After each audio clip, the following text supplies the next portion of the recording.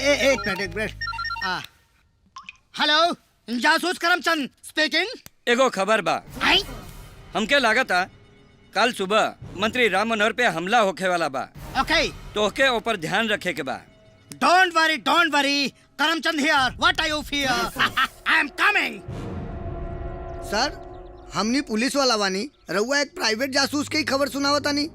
जैसे जहर के जहर काटेला वैसे सबूत के सबूत।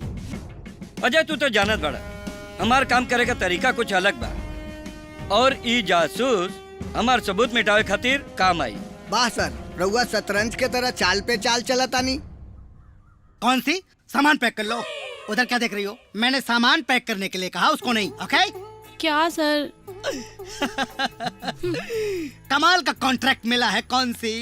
रियली 6 महीने की सैलरी एडवांस मिलेगा तुम्हें। खतरनाक काम मिला है। काम करेंगे, एंजॉय करेंगे।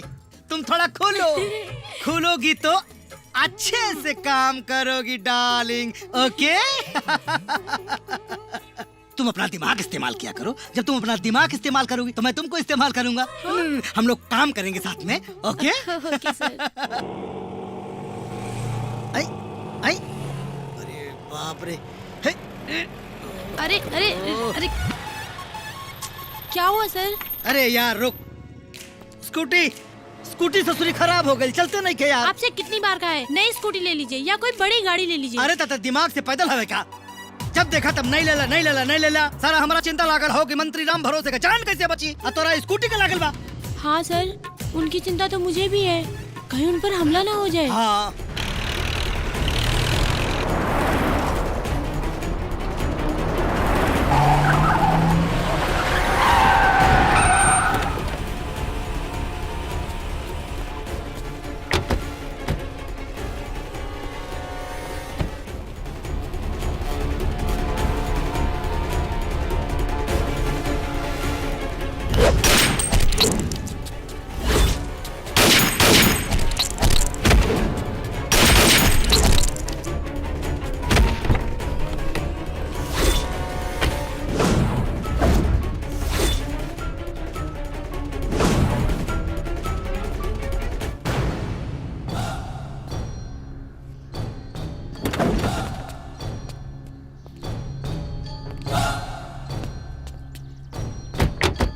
तोड़ा के कहले रह नीनू ते हमरा रास्ता से हट जो, लेकिन ते ना मान लिस।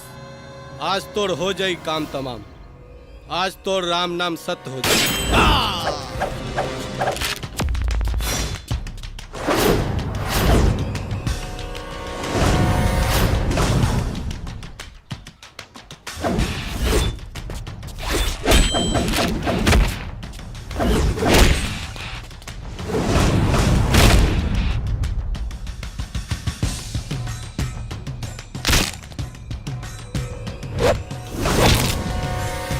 परशुराम, जिंदा रहे के विचार बा तो इनका रास्ता से हट जा, ना तो तोरा के यही जान से मार दे।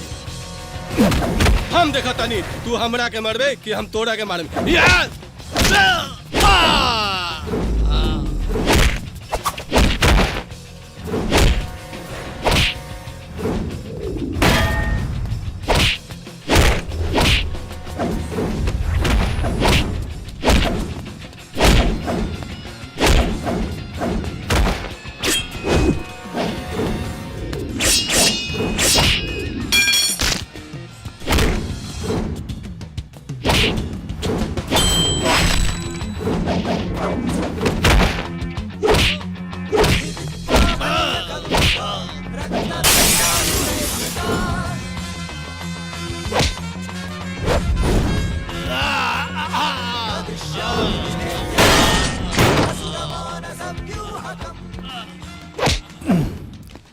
परशुराम बेटा, तू यही जा जिंदा यही से बाड़े, काहे कि राम मनोहर हमार पार्टनर मंत्री बने वाला बा।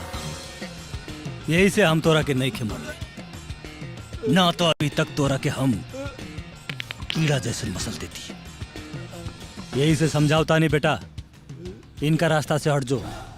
हाँ, अब हम समझ गए नहीं। अब हम इलेक्शन से वापस नाम ले लेता नहीं। अब हमरा के छोड़ दी। शाबाश, चल भाग। निकल।